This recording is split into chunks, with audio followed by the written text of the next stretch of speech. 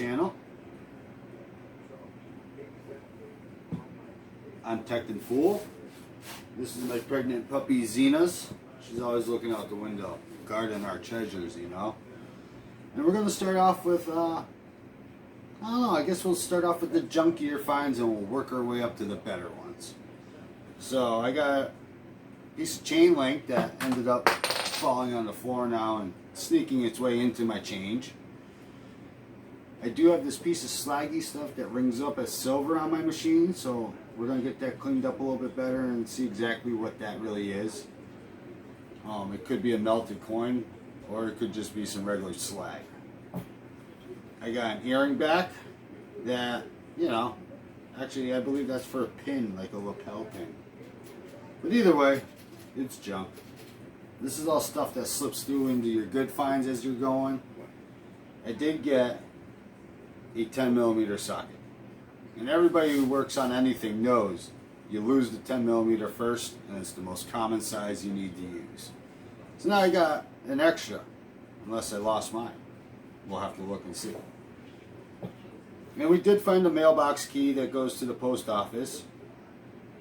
And it's a do not duplicate key, so we'll return that to our postmaster here and let her get it off to the proper place. Now, I ended up getting 2 spoons this week, and I do love getting cutlery. It's some of my more favorite finds to dig out of the ground. It's a relic that shows that, you know, somebody sat here and ate lunch and was an actual working place where human beings interacted. So I got that and a fairly modern other silverware type of handle. I believe that's another spoon handle. This one I believe is from maybe the 20s. It is silver plated, slightly ornate top. It's 20s or 30s. This one I believe is a little bit newer. This one actually from the 1970s. And now this brings us to our clad change over here. The only thing I did separate out of it was the better coins that I found, and like the Wheaties and a few of the other ones that we're going to get to here in a few minutes. So we ended up with 1, 2, 3,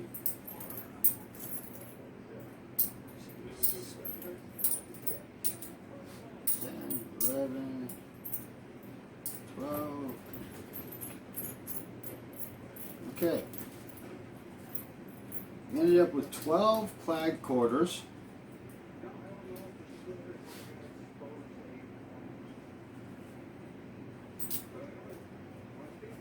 And a Canadian quarter from 1974, which for us down here, it's kind of a cool find because we don't get too much Canadian change in the ground out here.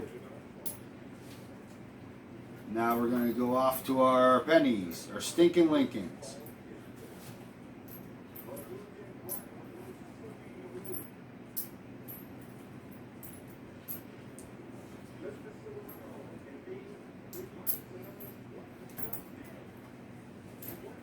That's 14 so far. That's 16. Oh, is that? No, that's 18. I thought that was another Wheatie penny. That's 20, 22, 24, 25, 26, 27, 28, 29, 30, 31, 32, 33,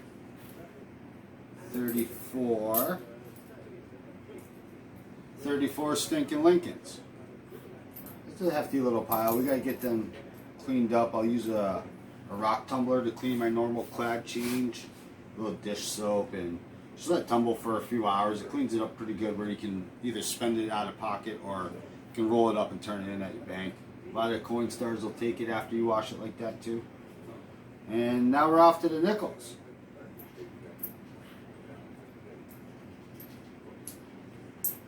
So we got 6 regular Jefferson nickels. I believe one of these is actually from 1940 or 41. I got to get it cleaned up a little bit better to get the date off of it. So I'll leave that one right on top. A lot of these, to get a date, I'll soak in just some dish soap and water for a day, and lightly scrub it with a toothbrush and get in there with a toothpick and really just get some of that top crud off of it all. And now let's see what we got for our dime count.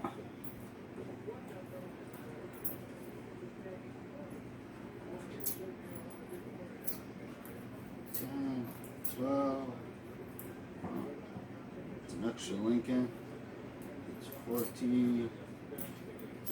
That's 16 dimes. Just clad, regular old dimes. So all in all, that's a pretty decent clad run for the week. And I didn't get out that much, just a couple hours really. Most of the time I went out is what you see in my earlier video this week. Pretty much all of that was recorded, and length of time that I went was pretty much the length of the videos really. I didn't get out for very long this week at all. And now we're off to the goodies. I did get some really good things this week. Little shoe buckle. I gotta get cleaned up and get a little bit better identification on it for the age. So that was pretty cool find. Boy, I got butterfingers tonight, guys. I did find a little ring. I believe it's copper. Once again, I gotta get in there and get that inner band really cleaned up and see if any of that scale comes off of it. But it's teeny tiny. It's gotta be a real small woman's finger or a child's ring, because barely even fits halfway down my pinky.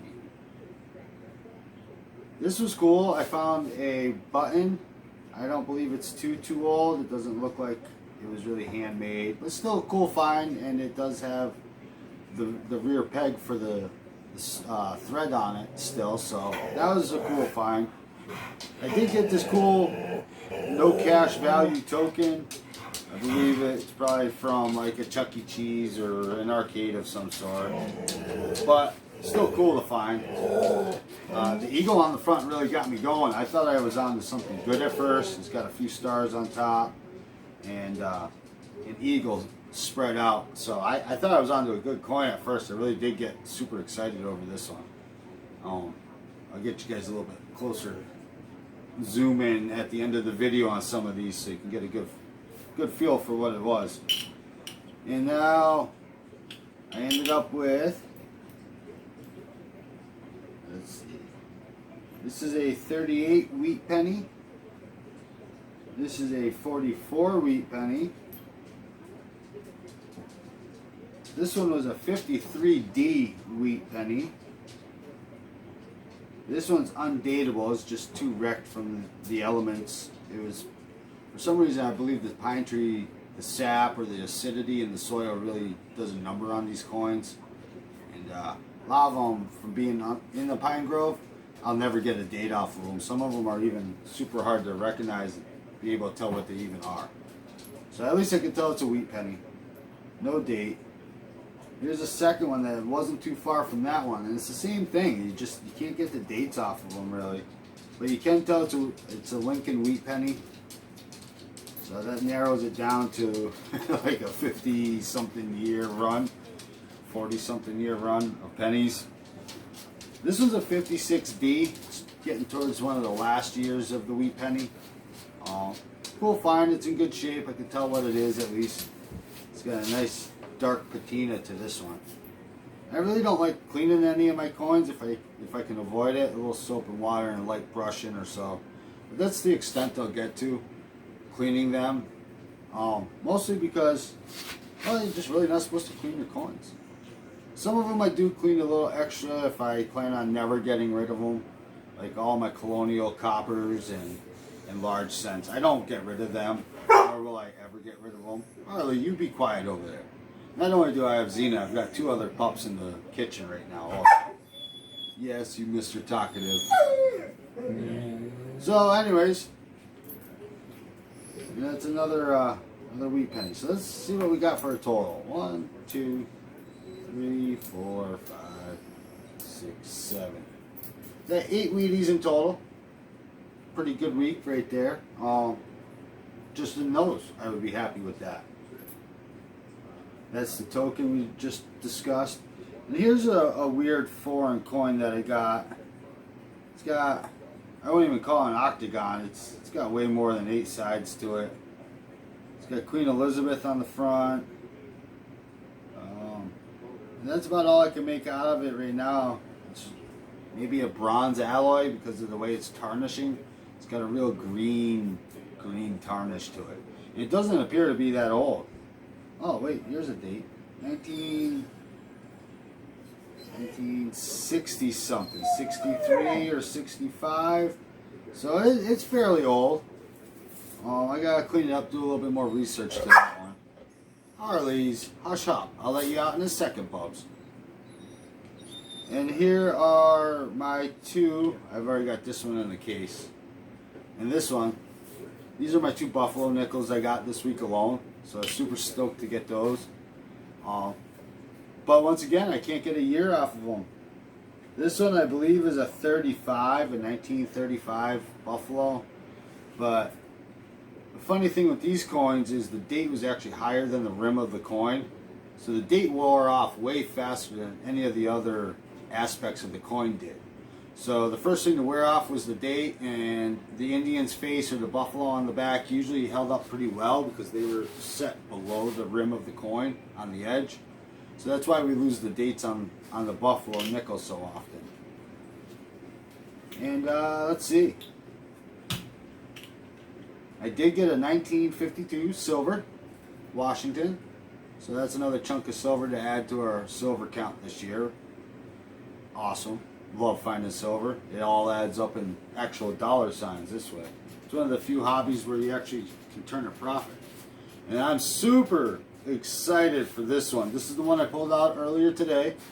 Had to cut or hunt short in the pasture field because of the rain that came in. The weather really turned quick on us and got real nasty and windy out. But I got this sucker out of the ground. She wasn't deep, about 4 inches or so, 2 to 4 inch mark. I thought it was going to be another stinking Lincoln, and out popped a very, very pretty full date 1803 large cent. So I'm super excited. This makes number 2 for me of the 1803, not out of the field, but ever together. So hey, any large copper is better than no coppers. So I'm super excited about that, and you guys will get to see that later on in the video here. So, alright, I think that's it for this week's finds. Stay safe, keep your coils low, and I'll see everyone at the next beat.